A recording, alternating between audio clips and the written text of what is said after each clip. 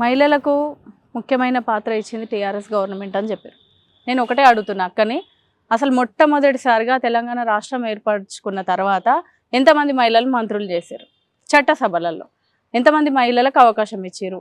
ఎంతమందికి ప్రోత్సహించి మీరు ఈ యొక్క గవర్నమెంట్లో మహిళలకు ఒక పాత్ర ఇచ్చినాము అనే అష్యూరెన్స్ ఇవ్వగలిగినారు అనేది ఒకటి ఆలోచించుకోవాల్సిన అవసరం ఉంది.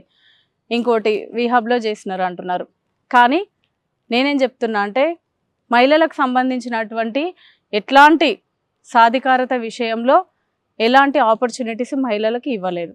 చాలా తక్కువ మొత్తంలో. ఎందుకంటే చట్టసభలలో ఇవ్వని అవకాశాలు ఒక ఉద్యోగరీత్యా కొంతమందికి అవకాశాలు కల్పించినారు అని అంటున్నారు, కానీ అది వాళ్ళ టాలెంట్ని బట్టి వాళ్ళ టాలెంట్ని బట్టి వాళ్ళు సంపాదించుకోవచ్చు ఆ ఉద్యోగాలు. దానికి ఒక కేసీఆర్ గవర్నమెంట్కి సంబంధం లేదు.